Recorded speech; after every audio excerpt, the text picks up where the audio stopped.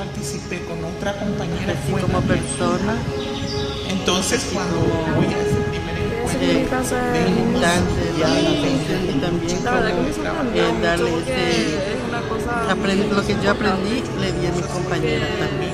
Felizmente nosotros tenemos una responsabilidad muy grande.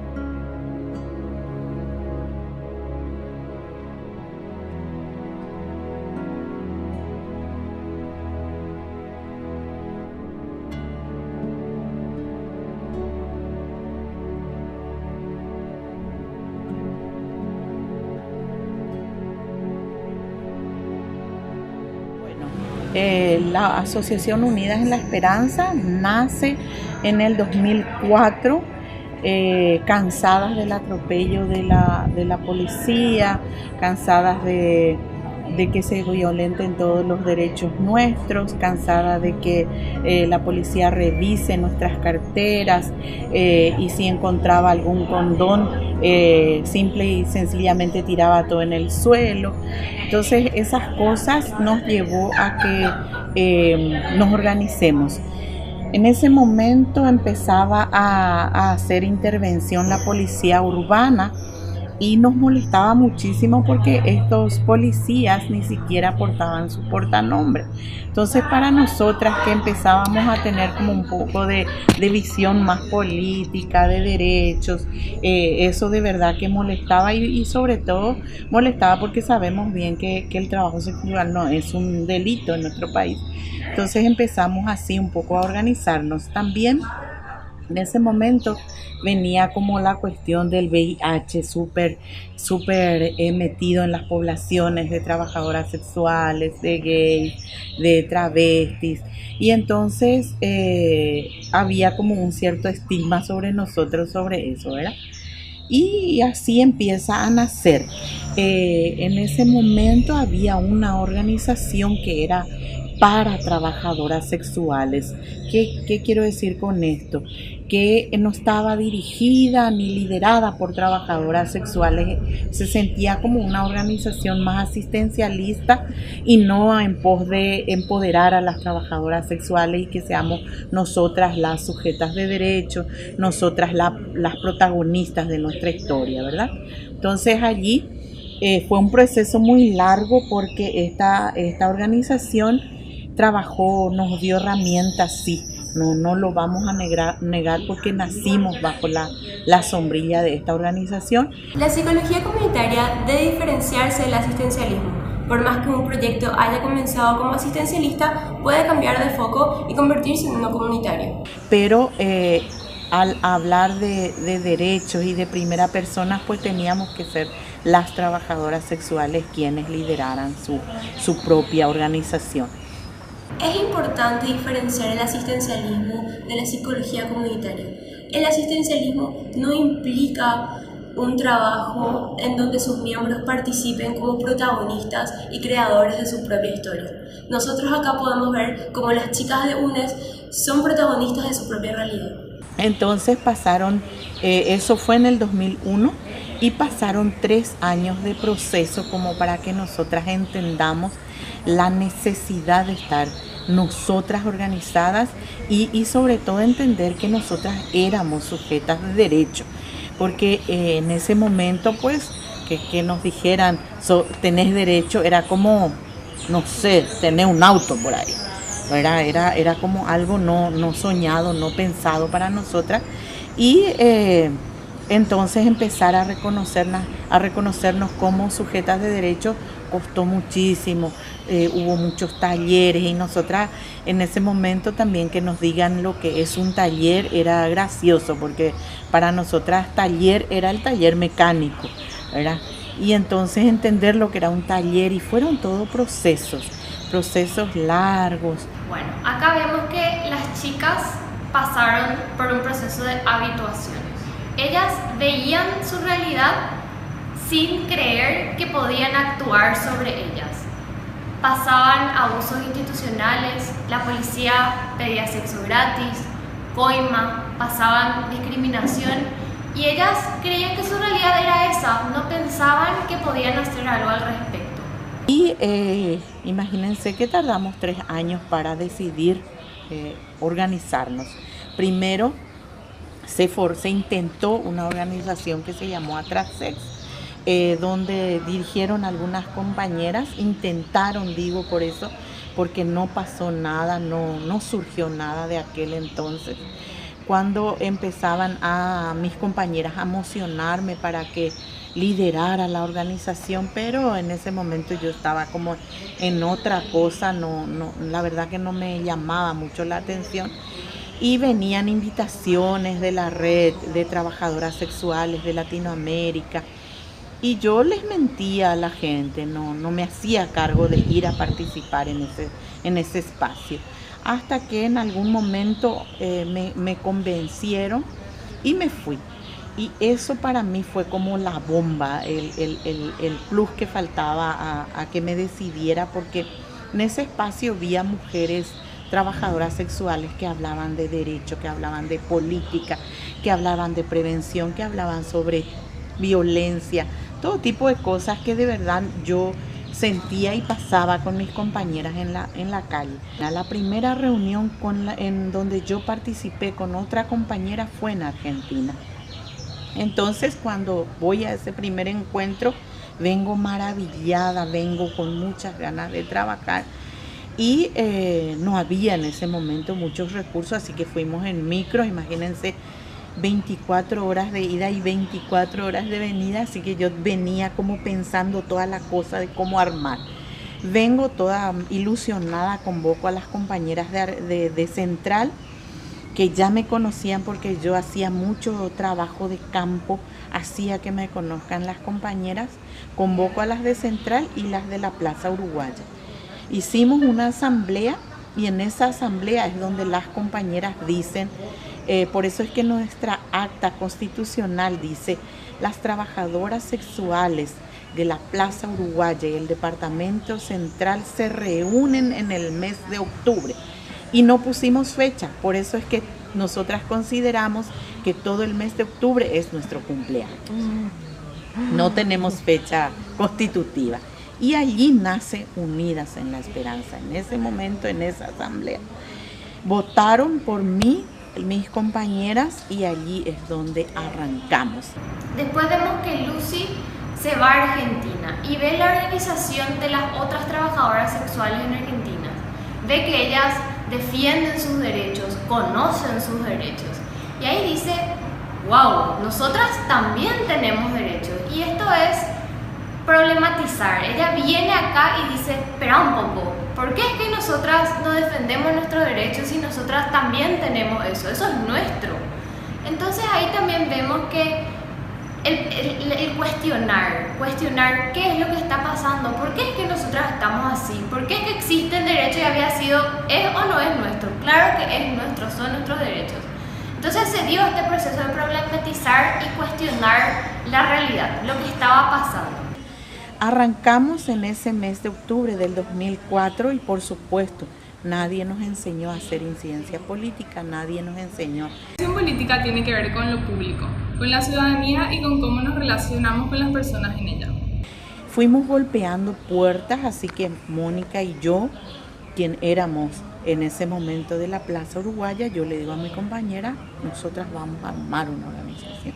Y vos tenés que acordarte, Mónica, de que un día vos y yo vamos a estar trabajando bajo aire acondicionado. Y entonces ahí un poco soñamos y nos fuimos. La dimensión política tiene que ver con hacer oír la voz de aquellos que han sido silenciados y establecer un diálogo. Fuimos primeramente al ministerio, pero con esta cuestión de no saber que había que mandar nota, que había que pedir audiencia y todas esas cosas, entonces lo que nosotras hacíamos era ir a la mañana, muy madrugada, antes de que lleguen los directores del ministerio o de los programas de salud sexual y reproductiva, nosotras ya estábamos en la puerta. Así que la incidencia política era puerta. Somos somos de la Asociación Unidas en la Esperanza, necesitamos condones y esa ya era nuestra incidencia política y empezamos a conseguir los condones. ¿Para qué eran los condones? Muy importante para nosotras porque, como les digo, empezaba toda la cuestión de VIH y para nosotras la herramienta de trabajo era el condón.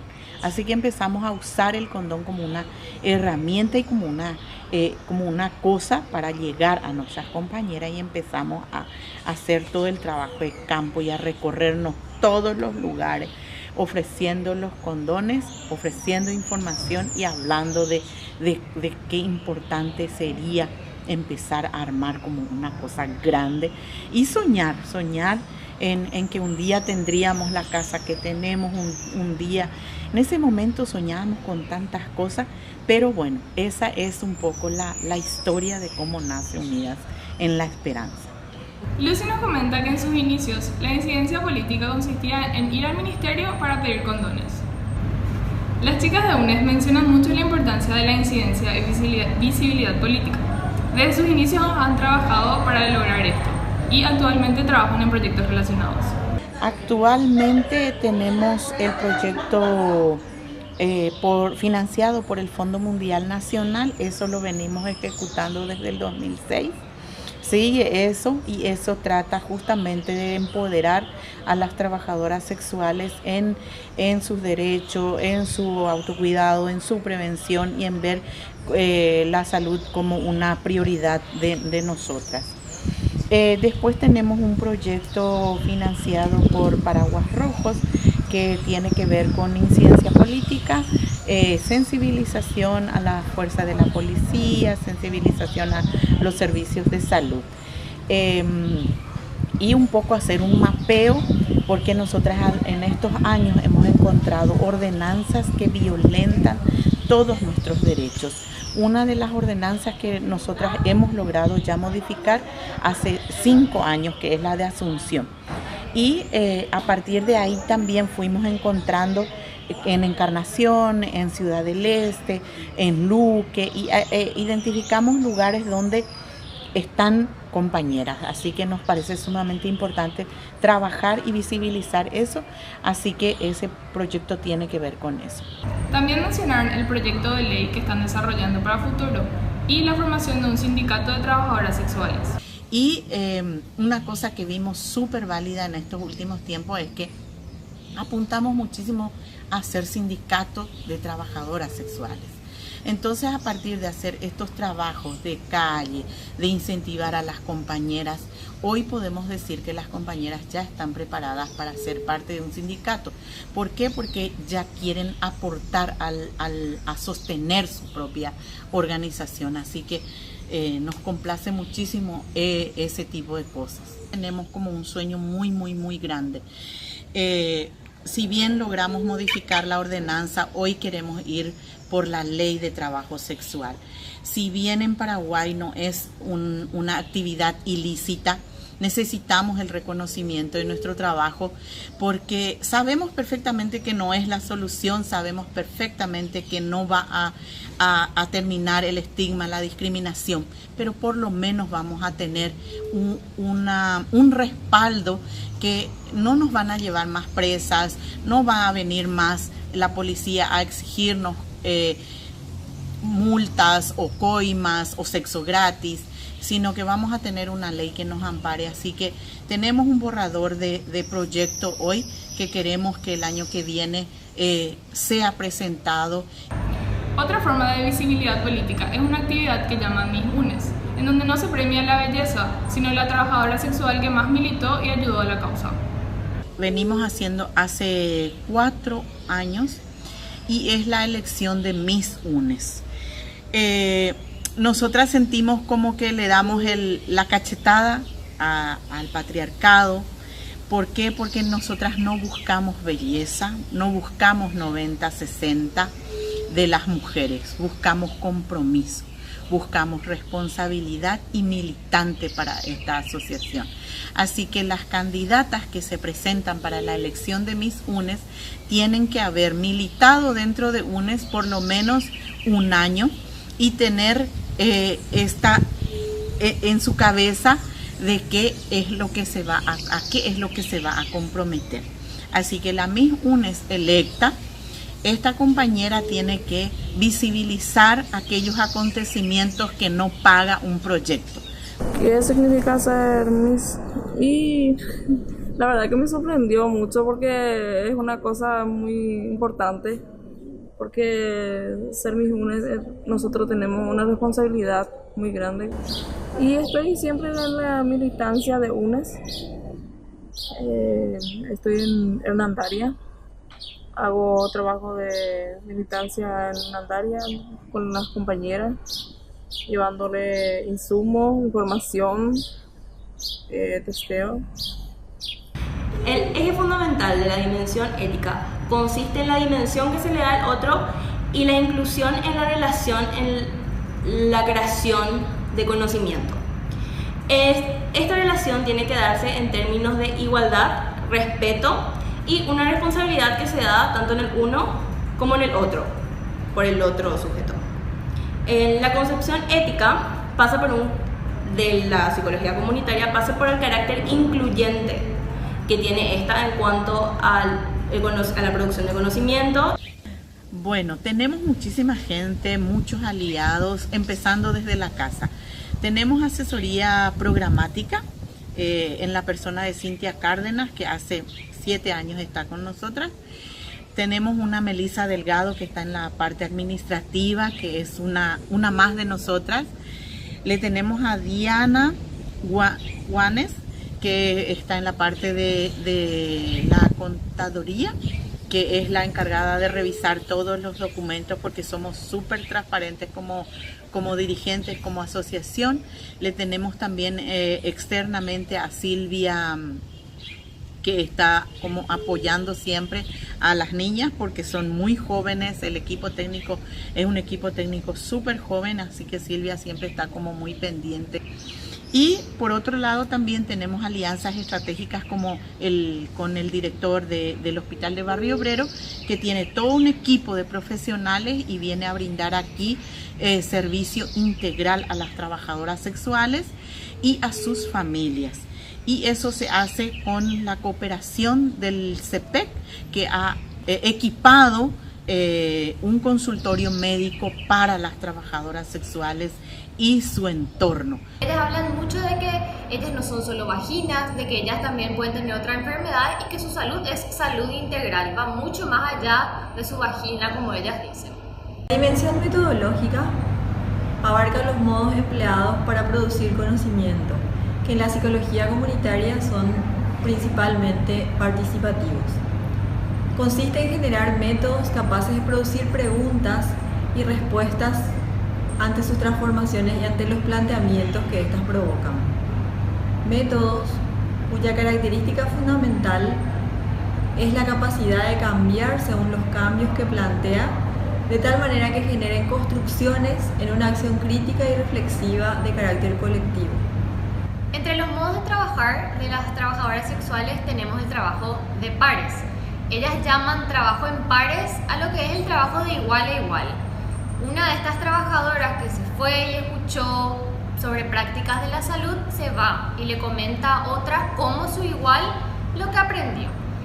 Promoción por pares pues es entrega de insumos, entrega de lubricantes y condones, pero nosotras aprovechamos, porque somos muy buenas para aprovechar los recursos, aprovechamos esos recursos para empoderar a las compañeras en todo lo que sea su derecho.